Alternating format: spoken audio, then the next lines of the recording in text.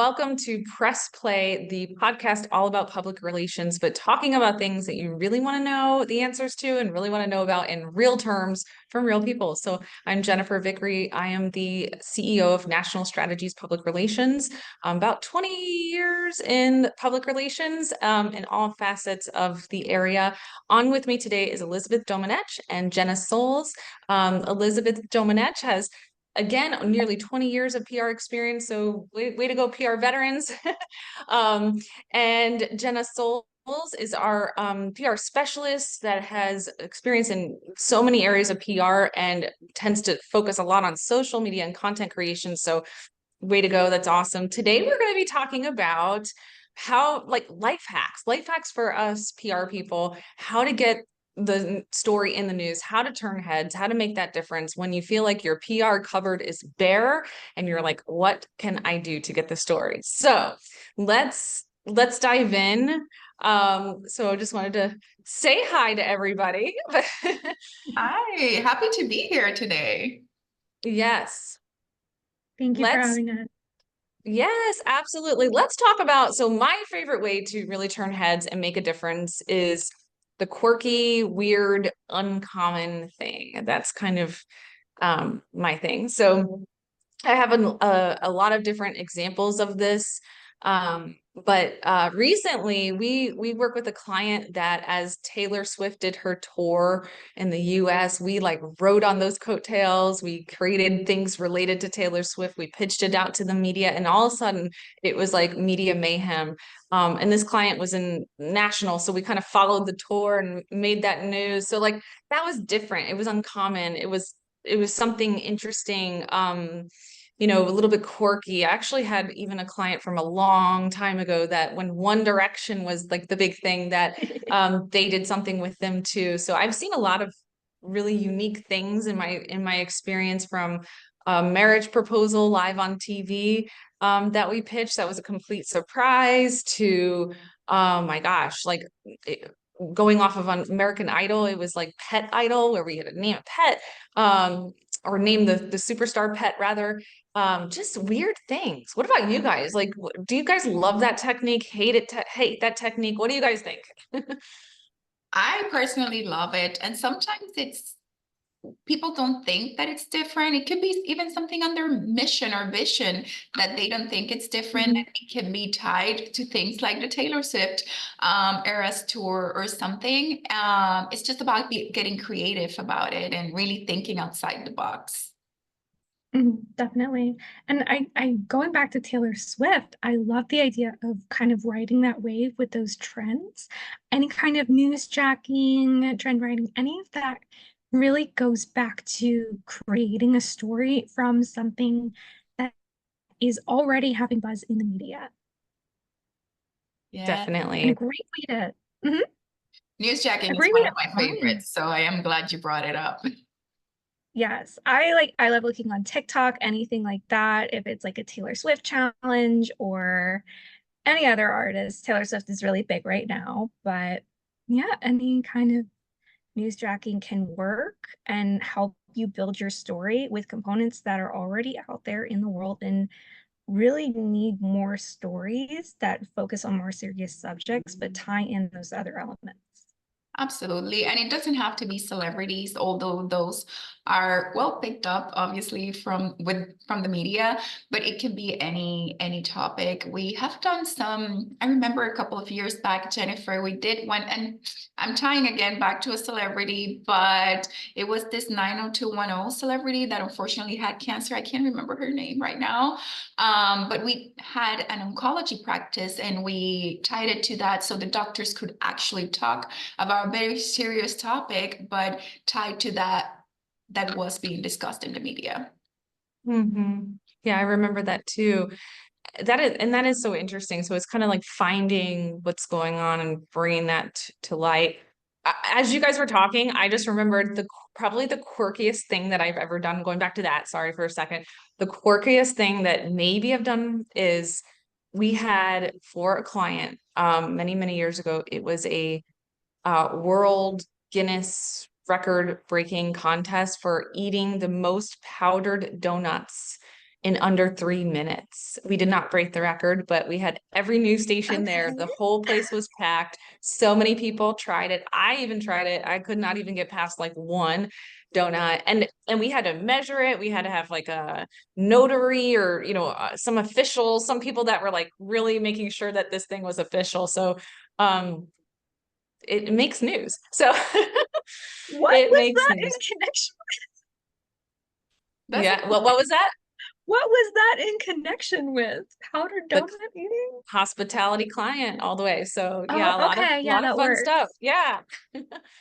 So another area that I really like to focus on is shining like the light on impact. So I feel so many times organizations do really amazing things and they're like, we want to make the news, we want to get awareness for it, but we're not sure how.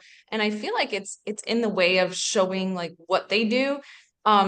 This came to my mind, which is like an example of an organization can say we feed X amount of people, but when you start to really shine the impact of like, well, this person's name is this and it's a real person and their family is this, and you're kind of like showing the impact on their lives, it makes such a difference in getting the news to cover it. What do you guys think about that?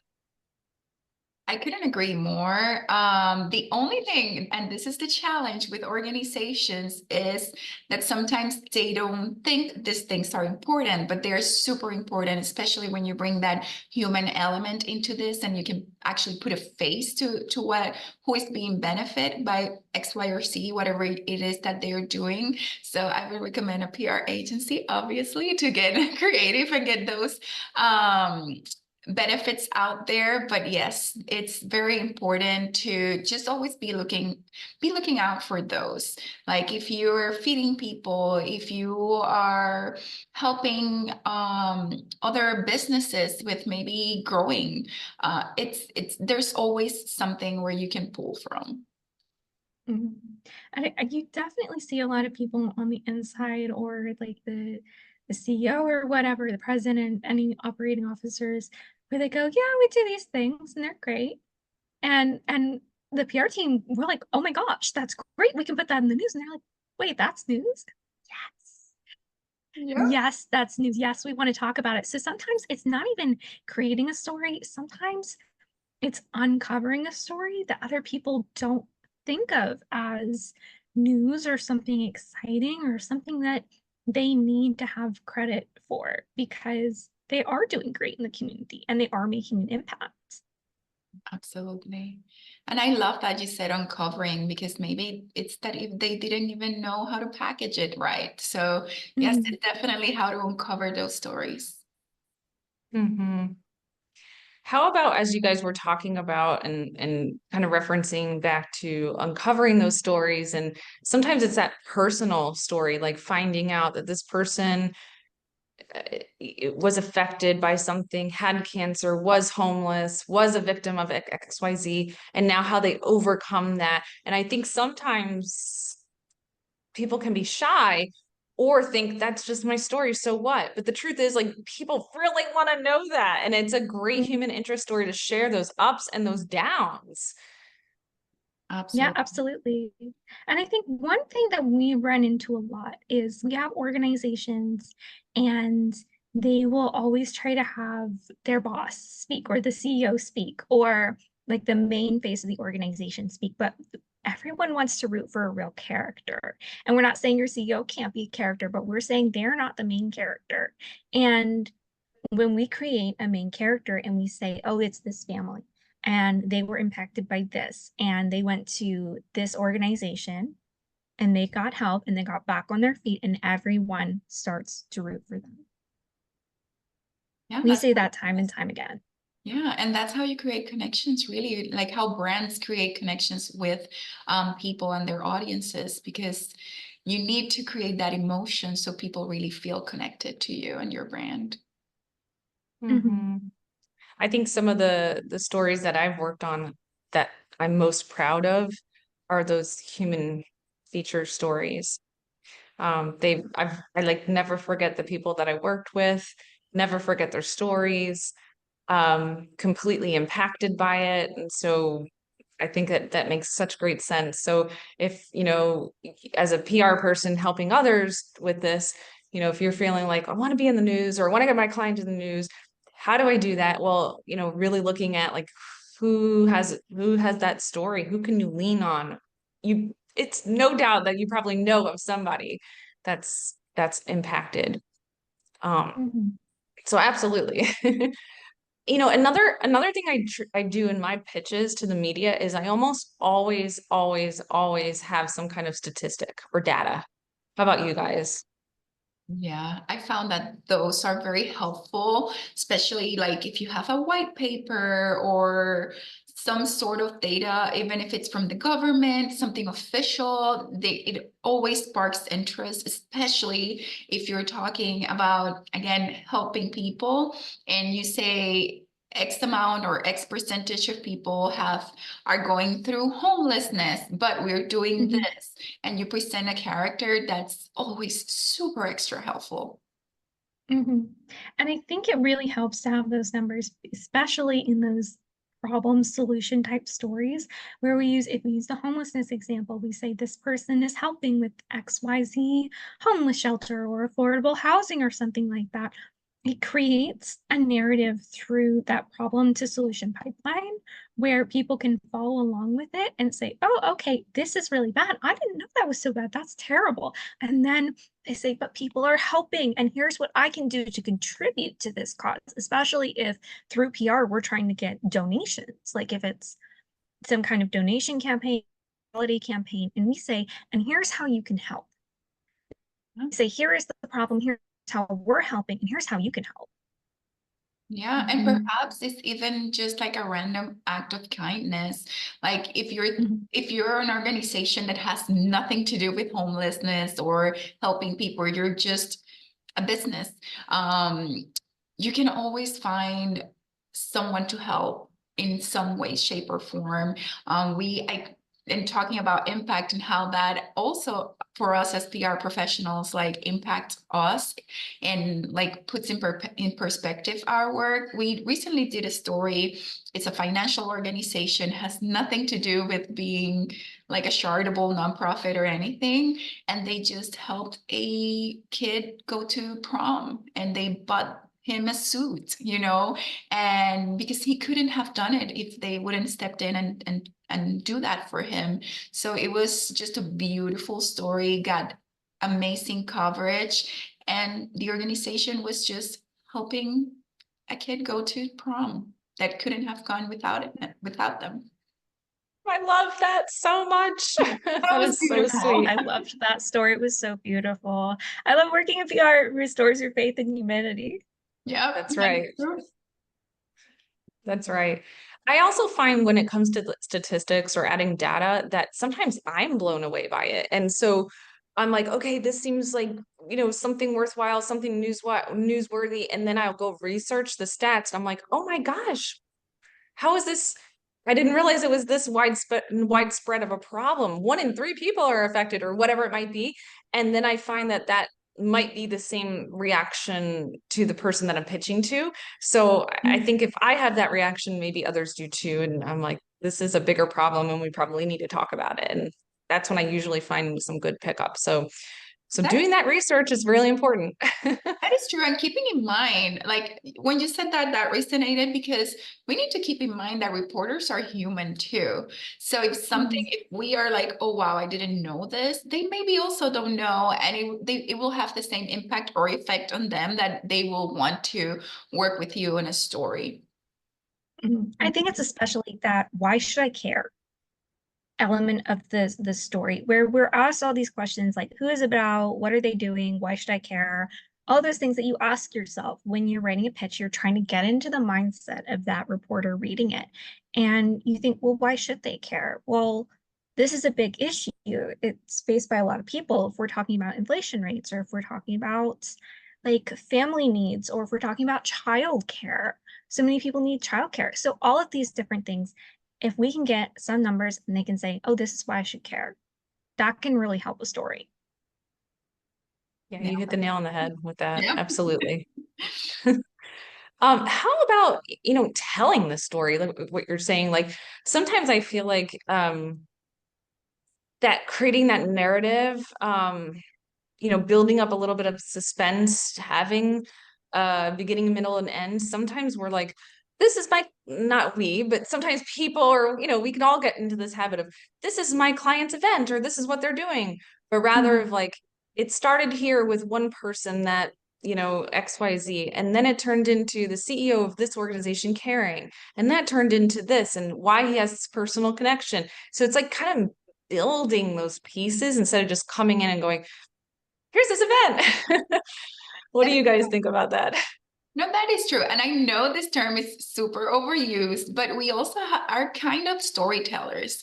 Like we have that power to create the narrative and create the story. So yes, definitely beginning, middle, and end, and building up to it in a way that the reporter, not only the reporter, but the audience can see the benefit of this story. Definitely. Next to last that I want to talk about is the visuals, which we've talked about as a group, about how to take that B-roll, why it's so important, we even talked about, in case you missed it, the 10-10-10 rule. So you want 10 photos and videos 10 seconds long. So that's so important. So like don't skimp out on the visuals. I think that if your PR cupboard is bare, again, if you're doing what we're talking about, you're so much more likely to get that coverage. I just think it's so important to have that B-roll and visual aspect. And even talking about what, in case you don't have that, what they will see, the visual aspect of what reporters will see, even if it's print, even if it's radio. I mean, just kind of what will happen visually. I think that one of the ways that we as storytellers, not to use an overused term, but we as storytellers can help with this is we use a lot of descriptive language in our pitches. So we'll say like, this is this, and you'll see all of these people, they'll come out wearing this, and they're here for this cause. Like if it's like a walk or something, then it's like themed like this, and you kind of set the scene. And why we do that is if we don't have the visuals yet, we're making our own. We are coming up with a plan so that there is some kind of visual element so that a reporter can visualize the story before they need to actually put it on the screen. And we love sending visuals in advance, or if we're doing post-event coverage, but if we don't have an opportunity to do that, we can add a visual element through descriptive language. My only comment about visuals is, no pun intended, but press play and watch our B-roll episode because we covered a lot about that. So, but yes, it's completely important. So press play. Love that. So this next category that I want to talk about, I feel like I'm going to add in some controversy to our conversation. So it's sort of my pet peeve. When people come to the table, I feel like, especially PR people, they say, I've got a ton of contacts. I've got a lot of friends. I've got a lot of friends in the media. I know people. And I've been in PR for 20 years, so I have a lot of great contacts too. But my thing is, while making friends with journalists is key. Why wouldn't you? Like we're in the same lane in terms of we have to work together. It's great. And I've made some really lifelong relationships with some friends in the media. But I feel like coming to the table and saying, I've got a lot of friends, so I'm going to get a story is the opposite approach that I would recommend. So I would recommend, like, honestly, how I've made great friends is just by putting my head down and doing good work, meaning having good pitches, having these elements, putting my visuals together, having the statistics, having the character, putting it all together. And then I find that reporter's like, so what else do you have? What else do you have? And then it turns into like, how was your weekend? And then it turns into like, it builds, and it continues to build into a friendship or a relationship. And I think that it's not like, this is my, who's in my phone. And it's more like I have reporters coming and talking to us from all different, national news stations to total coveted spots. and they're just coming to us because we just put our head down and did the good work and not like relying on some friendship. So what do you guys think? Maybe I'm controversial. Maybe there are people out there that are like, I have all these great friendships. I think I'm going to be controversial too. If someone comes to a table and says that to you, they're plain lying. Like I've also been on the business for 20 years, and yes, you do have those friends, but it is impossible to have friends with media across the United States and know everybody for many reasons. First, because it's too many.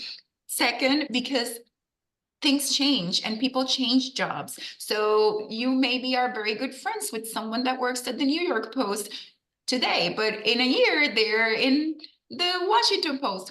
I don't know, wherever that person might go. So they're just plain lying, in my opinion. Yes, you do create those friendships along the way. And yes, you will always have someone to call, but you can't expect, and people shouldn't expect, for a PR person to know like everybody in the business, because those relationships you cultivate, as Jennifer was saying, just putting your head down, doing the work, and in my experience, being there. Like if a reporter asks for something, replying fast, being available, and a person that they know they can trust that will deliver what they need.